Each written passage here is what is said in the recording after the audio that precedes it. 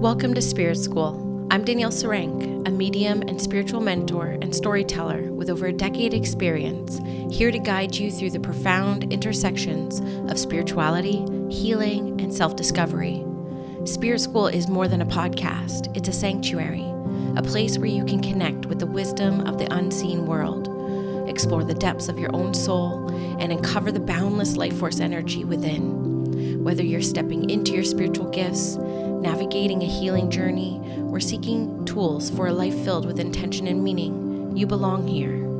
In each episode is a beacon of light, blending heartfelt stories, practical teachings, and reflections from my own path. Together, we'll celebrate the magic in the mundane and discover the extraordinary in everyday moments. Through Spirit School, we co-create a world where hope thrives, inspiration uplifts, and the power of spirit is undeniable. Welcome to Spirit School. Let's continue this journey of light and transformation together. Welcome back to Spirit School. If you want to take a deep breath with me, to center yourself, to receive these spirit messages that come for you today, take a deep breath in. Exhale any anxiety or tension. Take another high quality deep breath in. Gathering up any ruminations, any tension in the body. And as you exhale and release, you surrender deeper into your seat, activating a smile on your face and thinking of something you're incredibly grateful for in this moment. Take some gentle breaths with the essence of gratitude. And find yourself in center. Thank you, everyone, for being here at Spirit School. Thank you for another week of your heart, your mind, your presence. These are your spirit messages for this moment in time. These are timeless messages. Whenever you press play, there'll be something in here that you maybe need to hear or that will support you along your way. So as I sat with Spirit this morning with the intention of bringing through any messages of hope or clarity or support during this time, the first visual that Spirit was gifting me was watching you walk down a beautiful path. And I heard the terminology, we see you walking in a good way, and to continue walking in a good way. And this was very much a message of alignment and continuing to walk on this path. And off of this path are many different diversions that you could take. And Spirit does show that there are certain diversions that have been taken, some distractions that have come in, maybe some curiosities that you have followed, but reminding you that you have always found your way back to the path of alignment and walking in a good way. These diversions and distractions are not there to take you down or to victimize you in any way. They are constantly here to give us the opportunity of choice, to choose consciously to walk in a good way and realign with our highest path. These are opportunities of choice and consequence, and these are our divine free will markings. So if at any given time you feel that you have walked off of your path, it is merely just an opportunity to exercise your divine free will and choose to realign once more. So in some ways, these diversions, though they may not feel like it when you are experiencing them, are little blessings along the way. And often when we recommit to our highest path and choose to walk in a good way, we will be met with synchronicities and spiritual signs. And we wouldn't have those if we got knocked off the path every once in a while. So Spirit is wanting you to walk with your head up high. They say, we see you talking to the skies. They hear your prayers. There's a lot of people praying for clarity and ease and grace, myself included. Seeing myself in this visual as well, all the prayers I whisper to Spirit, trying to save me in some way from some of the discomfort that I'm experiencing personally and collectively. And, it reminds me in these spirit messages that sometimes these things come up so that we can choose again. We can recommit. And in many ways, these are all little initiations for us to walk through. Spirit is bringing in the element of sound, whether you work with a rattle or a drum. I have a beautiful tongue drum that sounds a little bit like a xylophone. It's beautiful. Singing bowls, bells, wind chimes.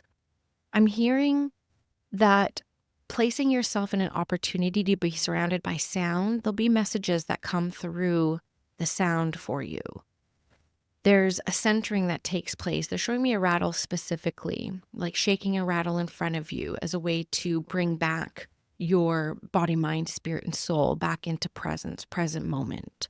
Because it's really hard to make choices and decisions and exercise our free will when we are feeling too spread out, too thinned out. And I think that that's what we see in our current times is it's really noisy. Everyone's fighting for our attention. Everybody's looking for attention. And Spirit is asking us to kind of be minimal about how much we listen to the outer noise and really asking us to realign to our inner narrative, our inner voice, our inner calling. And they show me this process of even just shaking a rattle in front of you as a way to call back your spirit, as a way to call back your light, call back all your attention, all your focus. They're showing me that it is spent on, people in times that just don't deserve your presence. And that's something that they want to bring in as a message for you, as a way of discerning choices around who you surround yourself with, what environments you choose to be in. It's about offering you the most amount of choices and spaces to realign to self. So using the element of sound will be very helpful at this time. And they say it's because it's already really noisy. So choose your sound. Find one that really resonates with you. Find one that activates the sacral chakra and the root chakra to call yourself back. Spirit is saying that this is the only way to truly shine. This is the way to allow your light to be seen in powerful ways. They're using this analogy of when we're really spread out thin. It's almost like all the light that touches the land. But when we use sound to call back the spirit, to recenter ourselves, we actually appear more like a sun, a more concentrated, powerful light. So this is the analogy that Spirit wants to bring through when it comes to these messages. Spirit is coming in with this impression that many of us, if not most of us, are in fact currently going through a path of realignment and continuing to align with a higher path. And I think even if we tend to feel that shift within, if we feel that there's something else for us or there's something else that we want to pursue, even though that is change that is positive, it can still be hard to navigate towards and choose consciously. I know even when we think about angel numbers, and there's lots of great memes around the number 555, which really signifies about great changes coming about. And I do get this sense to say, and it feels very oxymoron, if you will, but they are saying that the personal higher paths that we are being called to will support the collective in a greater way. There's this essence of playing the long game, not the short game. What we see a lot of, noise out there is real short-sighted, short game initiatives and short game motives. Spirit is saying that we are here for the long game. They showed me a vision actually earlier this week that is coming up again around, all the noise. And obviously it's like chaotic times out there right now. And they said to me, like, what do you do when there's a fire? You get to the ground for clean air. And there may be a season of self-preservation of, keeping low to the ground, getting some clean air, preserving and realigning. It's like this preserving and realigning. And it's much more subtle. There's a lot of our spirits that are saying we need to spring into action. And for those of you that are like ready to spring into action, please go. We need you. For those that are feeling shooketh, if you will, weak or timid in the face of this change, get down, get to clean air, preserve. because we also need people here for the long game. But there is a higher message here around this realignment to higher paths for us all individually. So what feels like a tower moment is a tower moment. But we know that when a tower goes down, a lot of light comes in because a lot of light was blocked by that building, right? So just know that there is more light coming in. And a message around creating more sacred space. I feel like this is specific for a few people who are listening who may have fallen off their sacred path, meaning the things that you did maybe last year, you may be putting aside right now. This could be as simple as lighting a candle at night and taking some breaths before bed, or, tidying up your altar. And, we're about the change of the season. Maybe it's time to clear out the old altar and create a new one. There's these micro spiritual experiences that we can recreate for ourselves at any day that will give us this peace and grace and comfort. And Spirit is really asking us to call that back in. I know for me, myself, I have been spending extra time on my sacred practices. I'm tending to my tobacco, recreating my sacred cedar box, getting a lot of like smoke in my aura. I had a client recently gift me some beautiful sage from their garden. So I've been working through that and really enjoying that.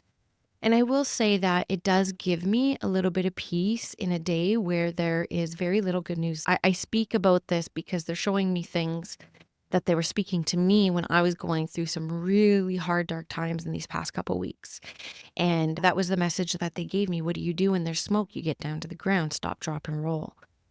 And I actually moved down to the ground and I started doing like pigeon pose and twisting my back and almost like melding myself back into Mother Earth and stretching my body and creating space in my body, creating space in my lungs.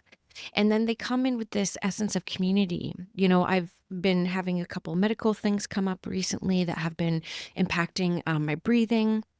And even yesterday, I went to my collective, and my collective are always looking for ways to help me and serve me. They're so incredible because they're all healers and they're all space holders, and we always want to be helpful. And so yesterday, I went into the community just in our chat room and said, if any of you have just a little bit of extra love to give, extra healing zhuzh, I definitely pulled a heart chakra. And if you can just send me a little bit of love, a little bit of healing, I would be so grateful. And within half an hour, I had so many people offering, like, can I offer you a healing session? And I kid you not, like, I could cry saying this. I'm not going to cry. Okay, I'm going to cry. But like, I kid you not, like within half an hour, like it didn't hurt to breathe anymore. And so, Spirit shows like family, kin in a circle. And like, I do call them my collective family. And because they are very much my family and they're the people I go to. And so this does feel like a calling. And I think I've been saying this for a little while, but it is the theme of 2025 astrologically. This is the time of family and community and kin. And this is not just our blood family and our DNA rallies, but also our chosen kin, our chosen family, our chosen family. And I know for myself, so much of my family is my chosen family. I'm someone who has a very small family, and so a lot of the people who I choose to spend my days in and out are the people that I consider my family. So surround yourself more with that. If you have a group of 5 people and 4 are struggling, one person is not guaranteed. And we take turns holding space for one another. And we take turns. I see this in some of my beautiful relationships with, some of my really close friends that I talk to. It's like I'm struggling and then they hold space for me. And then I'm rocking life and they're struggling and I can hold space for them. And it never feels like a burden because it's this beautiful dance that we have of sharing our energy and our compassion and our light with one another. And I think that is how we are going to get by. And that's how we're going to get through this next season of great change. Oh my God, I just poked myself in the eye. Wiping away my tears. This is so my week. Of course, you're wiping away your tears. You poke yourself in the eye. Okay. I'm going to move on. There is this sense of protection that comes in with wolf energy. I was just talking about this in the collect or in the initiation, actually, my mediumship program. And it came up in week 2 around like protection and like how do we stay away from like bad energy. I've always seen my protection work as being more recommitting to the light. So instead of, focusing on putting barriers around me and like nothing evil can like come into my energy, my prayer is more, thank you, Spirit, for allowing me to channel the highest and greatest good of our most divine. Thank you for allowing me to channel the essence of the light. Thank you for allowing me to be a voice for the angels, for the loved ones departed. My way of protection is more focusing on the light. I'm not sure if that resonates with some people, but Spirit is saying that we do need to be more protective of our auras and our energy during this time. They say something very specific, that the light is at our back. The light is at our back. I don't know if that's helpful for someone or that visual, but the light is at our back. I keep hearing that.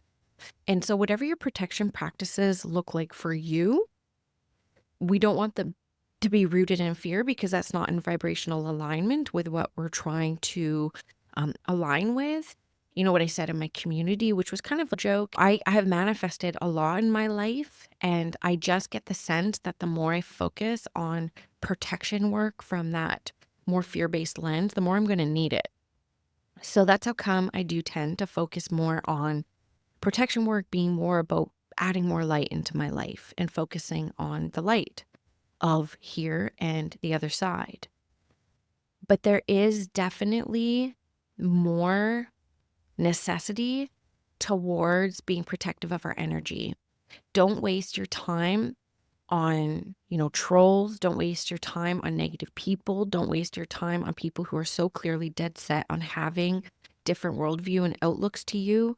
Let them have theirs. We need these dualities in life, but we don't need to engage with them. You don't have to. You can preserve your energy. There's this like kind of, I think, a little bit corny saying now, but it's called like be the change. It's like, can we not improve humanity by just modeling and being better people? That is where Spirit wants our energy. Be better, model better, walk that high path, walk the good way. But when people see you walking and unaffected by maybe the things that bother them, that will disrupt their spirits, and hurt people. And so in this way, we do need to be more conscious of our energy and our light. This may require a nightly practice of calling back our power before we go to bed. How many times do people do that? When I'm training different mediums, I always say, like, Spirit is anything but draining. Spirit uplifts me, energizes me to the point where I actually can't sleep. So often readers and people who are spiritual workers don't do proper closing down work. Why? Because we feel so good after a session. Why would we want to close this down? So we can get a little bit lackadaisy on our practices and, our energy. So if you are someone who is a bit like that, maybe just create a nightly practice before you go to bed to call back all your light and power. Maybe light a candle and call your light back to you and the candle, and then blow out the candle as a signifier that you have called back your power. It is all within you. And as you rest to sleep at night, that power is going to recharge, rejuvenate your body, and its cells and its blood and its bones are going to be recharging, healing, aligning, strengthening, toning. And maybe this can be our nightly practice. Spirit a couple weeks ago showed me, because I'm using the sage now that one of my colleagues gave me, Chloe. And they said, if you light a candle in the morning and the first thing you do is light some sage and call back your mind, body, spirit through the smell, that's a really great way to be integrated first thing in the morning. Right? Integrated first thing in the morning. Because I imagine, and I'm not an expert on this, I look to people like Cindy Charlie Boy, who's been on the podcast before, and, Michael Lennox, who has books on this when it comes to the dream space and the dreamscapes. But I'm certain our souls and our spirits are off really busy while we rest and we sleep and recharge. So we do need a bit of integration in the mornings. Now, as a tired mom, that for me has been coffee, and Spirit has been encouraging me before you even leave your bed, light some sage, take in the scent, allow yourself to integrate back into your human experience. I think I remember a long time ago, Wayne Dyer maybe talking about a practice where before he even let his feet hit the floor, he would place his hand on his heart and say, I am a spirit having a human experience. And that was his integration process. So I'm curious if you have any integration processes in the mornings or the evenings, a way to call back your light, a way to be protective of your energy. Because again, Spirit brings in this message around playing a long game, right? We're not here for quick wins. We're here for long, sustainable practices, long, sustainable ways of being with one another, of being in community. And we are at a time of great changes. And we knew this. The astrology has been preparing us for this. I remember having Lindsay on my podcast in 2020, thinking 2020 was as crazy as it was going to get. She's like, girl, the next 4 years? She's like, wait till 2025. So this is in the cosmos. I don't know if that brings you comfort. So we have to decide in our humanity, who am I today? What practices have I collected that will support me during this time? What do I want to see for the future when I ultimately come back onto this rock? How can I align with a higher path? How can I walk in a good way? How can I be more choosy about the energy that I give out to the world and who I let into my energy? How can I create sacred practices around me that my energy, no, I take you seriously. I do not take you for granted.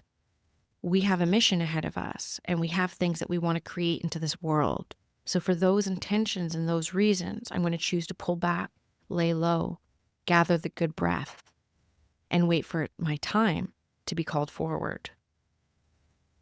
And there are some people who are listening to this who have already had that call. There are some of you who lived this cycle last year because you were meant to step up now. So if you can, do. Please, I encourage you. But if you need repose, if you need to rest, if you need to collect yourself, if you need to calm, you need to heal, and you need to get down and breathe that clean air, take that time, and you will be called eventually. Friends, take a deep breath with me. Take a deep breath in. And we integrate the messages that resonate with us, that align with us. And in the out breath, we exhale anything that we don't need to keep right now, trusting it will come back to us at a time where it matters. Take another deep breath in, thanking the spirit world for coming through and providing some hope, inspiration for our next steps forward. And as you exhale, you understand deeply that you too are part of this amazing spirit world and you too are a spirit.